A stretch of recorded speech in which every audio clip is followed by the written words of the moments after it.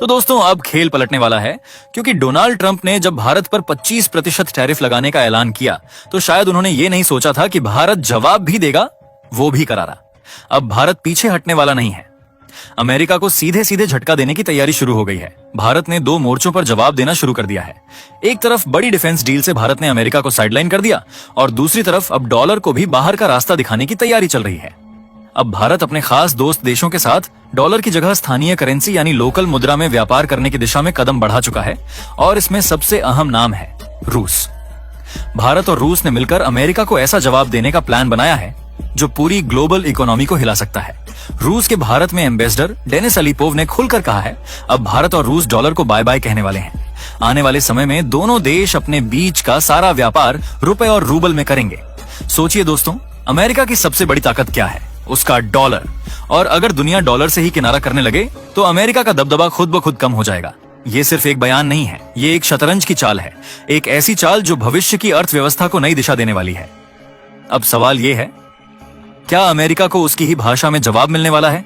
क्या दुनिया में डॉलर का सिक्का अब ढीला पड़ने वाला है? और सबसे बड़ी बात, भारत क्या अगला फाइनेंशियल गेम चेंजर बनने वाला है?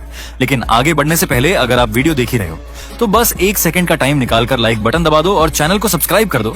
आपके लिए भले ही 1 सेकंड होगा, लेकिन हमारे लिए बहुत बड़ी मदद होती है। दरअसल दोस्तों, अब भारत खुलकर अमेरिका की धमकियों का जवाब देने लगा है। हाल ही में अमेरिका ने भारत और रूस दोनों को टैरिफ और पाबंदियों की धमकी दी थी। खासकर डोनाल्ड ट्रंप के कार्यकाल में तो यह सिलसिला और तेज हो गया। अमेरिका लगातार दबाव बनाता रहा कि कोई भी देश रूस से व्यापार ना करे और खासकर सस्ता कच्चा तेल तो बिल्कुल नहीं खरीदे। लेकिन भारत ने साफ साफ दिखा दिया कि वो अब किसी के इशारे पर नहीं चलेगा। इन धमकियों को नजरअंदाज करते हुए भारत ने रूस से तेल खरीदना जारी रखा और अब इस पर पूरी मजबूती से खड़ा हो गया है। रूस के भारत में एम्बेसडर डेनिस अलीपोव का बयान इसी बात की गवाही देता है और यह सिर्फ एक ऑफ द रिकॉर्ड बात नहीं है। इसे खुद रूस की सरकारी न्यूज एजेंसी स्पुतनिक और भारत के हिंदुस्तान टाइम्स जैसे बड़े मीडिया हाउस ने कवर किया है। रिपोर्ट्स में साफ कहा गया है कि भारत और रूस अब ऐसा सिस्टम बना रहे हैं जहां अमेरिकी डॉलर की जरूरत ही खत्म हो जाएगी। दोनों देश अपने बैंकिंग सिस्टम, पेमेंट गेटवे और ट्रांजैक्शन नेटवर्क को इस तरह आपस में जोड़ रहे हैं कि आपसी व्यापार बिना डॉलर के यानी पूरी तरह से लोकल करेंसी में हो सके। भारत और रूस अब ऐसे मैकेनिज्म की तरफ बढ़ रहे हैं जिसमें भारत रुपए में और रूस रूबल में ही लेन देन करेगा। ये कदम सिर्फ अमेरिका की धमकियों को जवाब नहीं देता, बल्कि भारत और रूस के बीच व्यापार में जो एक बड़ा असंतुलन था उसे भी सुधारने की कोशिश है। अब तक भारत रूस से तो खूब तेल और अन्य चीजें खरीदता रहा, लेकिन उसे बेचने के मामले में पीछे रहा। नतीजा, ट्रेड डेफिसिट बढ़ता गया।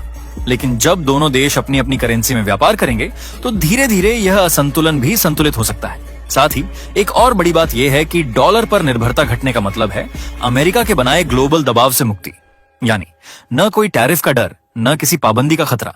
और इसी घटनाक्रम के बीच एक और बड़ी आवाज सामने आई है अमेरिका के ही मशहूर इकोनॉमिस्ट जेफरी सैक्स की।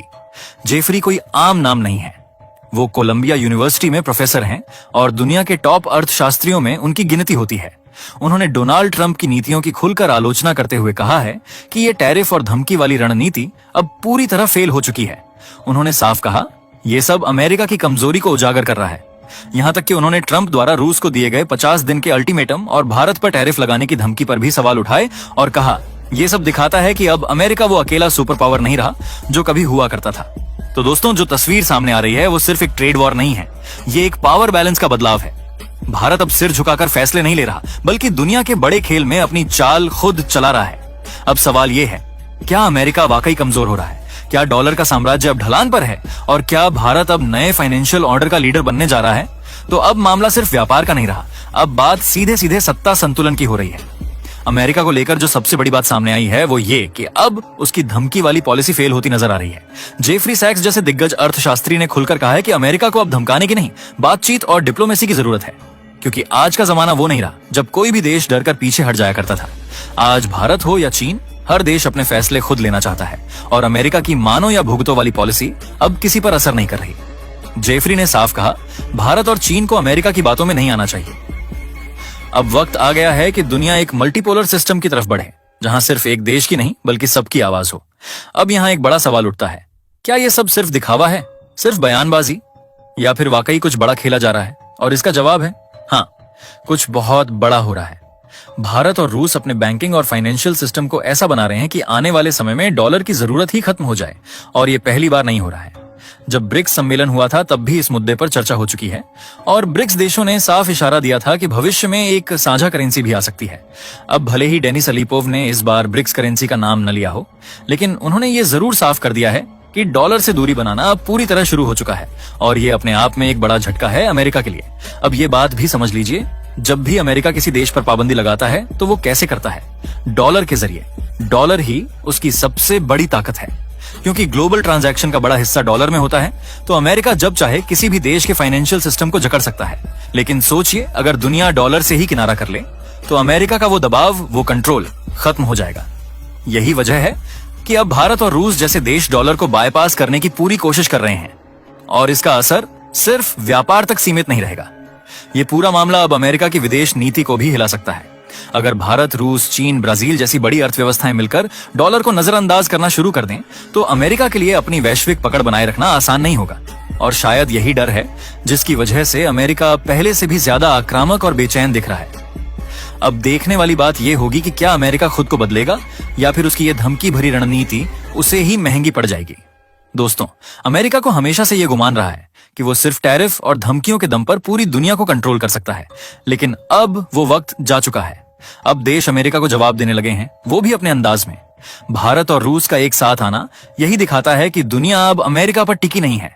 देश अब अपने रास्ते खुद बना रहे हैं और सबसे बड़ी बात, भारत अब आत्मनिर्भर विदेश नीति पर चल रहा है। ना किसी के दबाव में है और ना ही किसी की कठपुतली बनने का इरादा रखता है।